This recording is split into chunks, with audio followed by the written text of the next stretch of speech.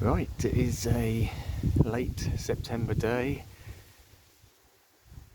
A little bit breezy, but the sun is sort of in and out of the clouds and there's still got some warmth in it.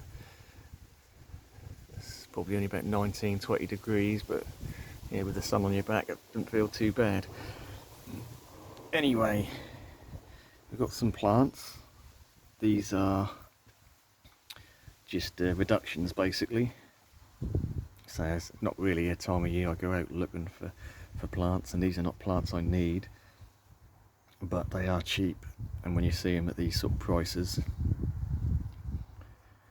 you know, why not have a few? I mean, there's literally a whole shelf in my local B&M with £1 cordylines.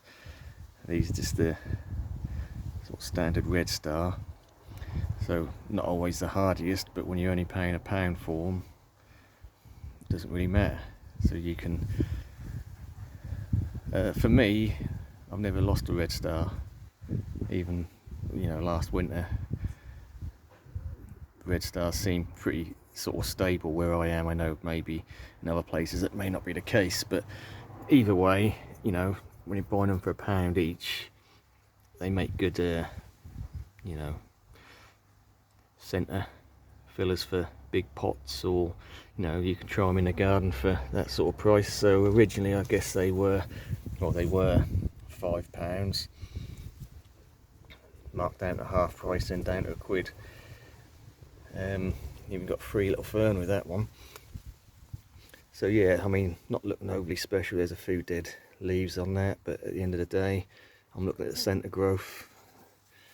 They've all got new fresh growth on them. These ones are actually all quite stable in the pots. So what you got to lose? Like I say, when buying cordylines, that's the first thing I always look for, is how sturdy, how well rooted they are in the pot. If you can move the plant and the pot stays still, I'd avoid it. But these are all solidly rooted. So we've got 5, like I say, for £1 each. So for the price of one, we got 5 instead. Don't need them, but might make good little potted specimens, or I'll decide what to do with them next year. I did get a couple of bigger ones as well, and as I've just said, I'd avoid ones that are wobbly, and these are truly wobbly. But again, looking at the top growth, I can see there's all new growth in these, both of these. They're both obviously been knocked about in the wind and lost a lot of soil.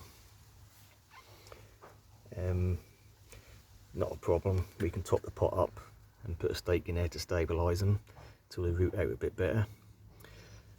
But this is going back to a video maybe I done at the start of summer about cordylines and what to look out for, and this is a good example.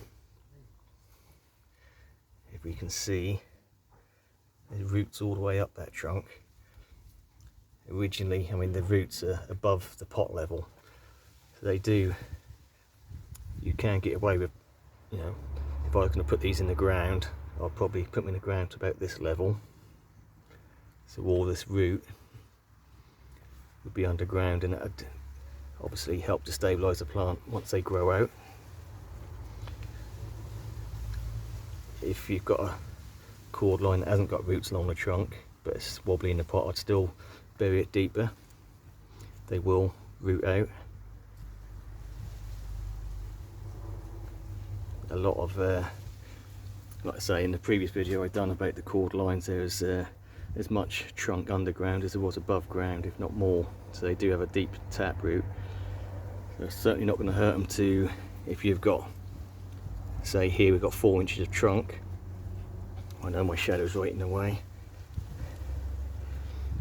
Yeah, you can literally plant that right up to the point of where the leaves are coming out, and that'll just grow all new roots along the trunk and stabilise it. Or if you want to keep a bit of trunk, you could just do a couple of inches underground of the trunk and give it a good stake or something to keep it stable, and that'll soon within a season root out and stabilise itself. So by the way, these big ones were £10 originally, obviously down to £7, then down to £5, and now I actually paid £2 for them. So I wouldn't have obviously bought these at full price, but I think £2 for something that's got a bit of trunk on it is not a horrible price. Again, not a plant I need, but worth keeping your eyes open.